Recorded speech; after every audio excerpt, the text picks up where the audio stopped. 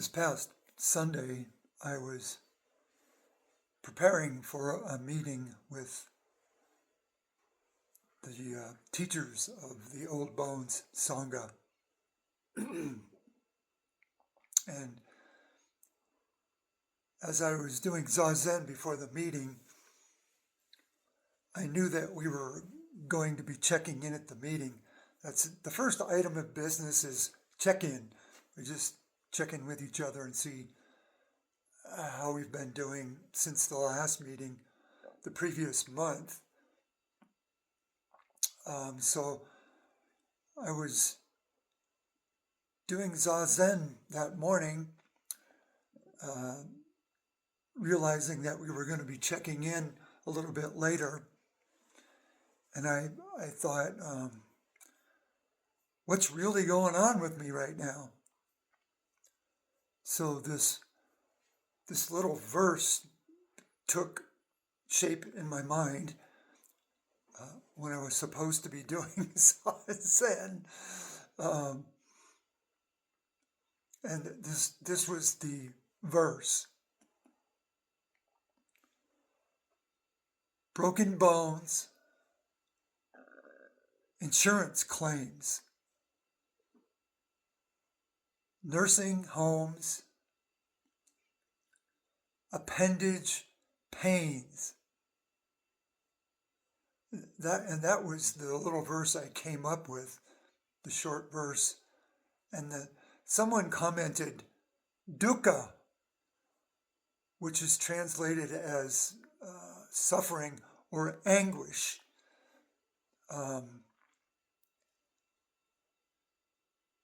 So I added a couple more lines to the verse. Broken bones, insurance claims, nursing homes, appendage pains, anguish or anguish or the extinction of anguish. That's it.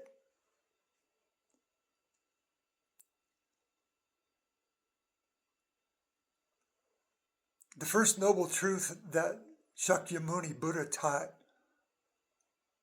was anguish is inescapable, or dukkha, or suffering, or someone recently said it translates more accurately as awry, A-W-R-Y, things gone awry. So the first noble truth is anguish is inescapable. The second noble truth is there is a cause of anguish. So there is anguish or dukkha or suffering, and there is a cause of suffering or anguish. The cause, traditionally in Buddhism, the cause of anguish is described as desire. Robert Aiken Roshi has a bit of a different take on that. He says, the cause of anguish is our inability to harmonize the worlds of the universal and the particular, or to harmonize the worlds of emptiness and phenomenon. So it would seem that if we wanted to address this existential question of suffering, which the Buddha put at the top of the list, we would need to learn how to harmonize the worlds of the universal and the particular.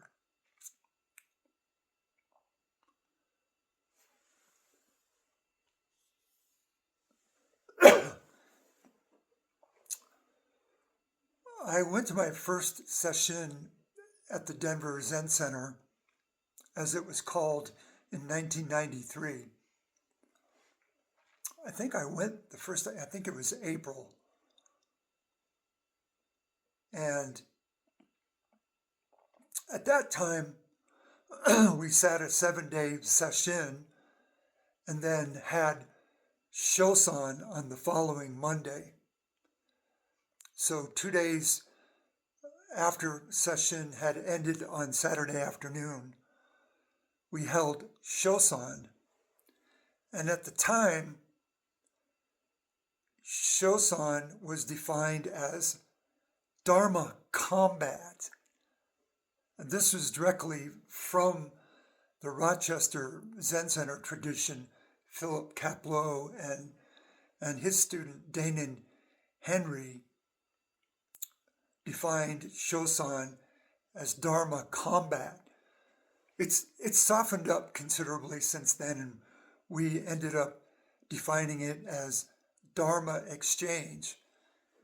So the teacher or the leader of Shosan would give a short Dharma talk on a certain subject and then invite students to come up to the student mat, which was placed right in front of the teacher, and present their understanding of the theme of the Dharma talk, or challenge the teacher, ask a question to just related to Dharma, to exchange in the Dharma.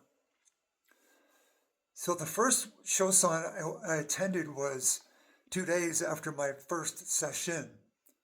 And Danon Henry Sensei at that time gave a short Dharma talk with the theme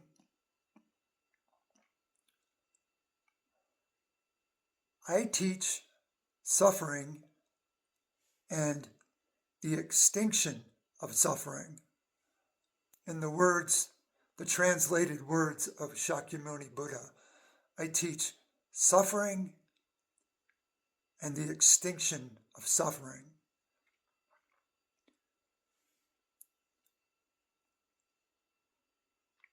Then, after his Dharma talk, he invited people to come up one at a time and present their understanding of suffering and the extinction of suffering. So here we go. We're underway to my first experience of Shosan. And the first person that came up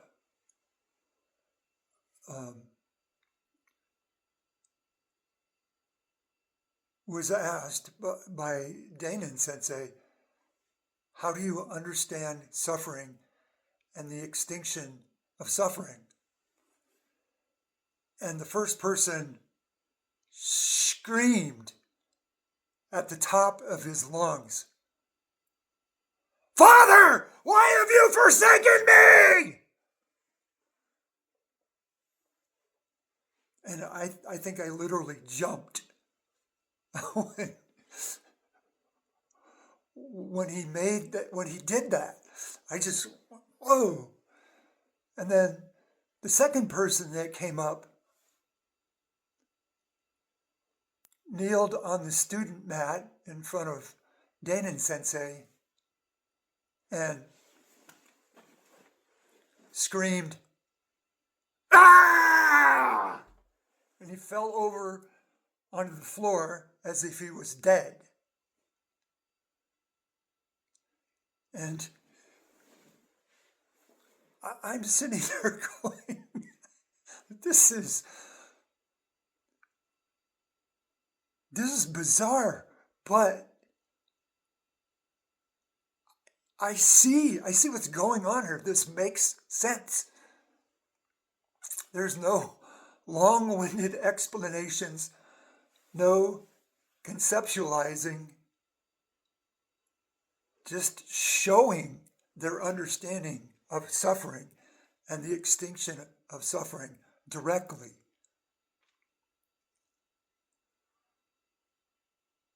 there was a little aha moment for me. I had survived my first session, and somehow I was working on my initial koan mu, and went to my first shosan, and it was like, ooh, I get it. Then other people came up to demonstrate their understanding. I watched for a while as shosan went on, and then I decided to go up. I thought, what the heck? I'm kind of the newbie here. I'll give it a shot. So I went up and sat on the student mat, and Dainin Sensei asked me, how do you understand suffering and the extinction of suffering? And I replied, sitting long and getting tired. I'd been around the Zen world enough for the last 18 months and read enough, and I think heard in one of Dainin Sensei's teishos this excerpt from this koan, sitting long and getting tired. And this is actually case number 17 in the Hekigan Roku. A monk asked Xiang Lin, what is the meaning of the patriarchs coming from the West? In other words, what's what? What is the meaning? What's the meaning? What's the truth? Xiang Lin replied, sitting long and getting tired. So for some reason, I kind of wandered up there to Shosan and said, sitting long and getting tired. And then Dainin said, what? We've only been here a couple of hours. And I said, my knees ache and my butt is really sore. And Dainin said, good, carry on, keep going in that direction.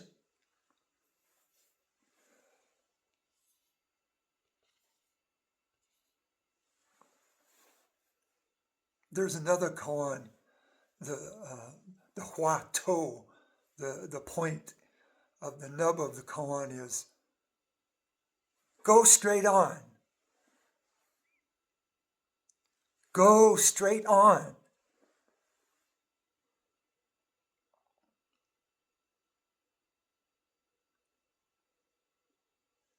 Broken bones, insurance claims, nursing homes, appendage pains. I guess some things never change.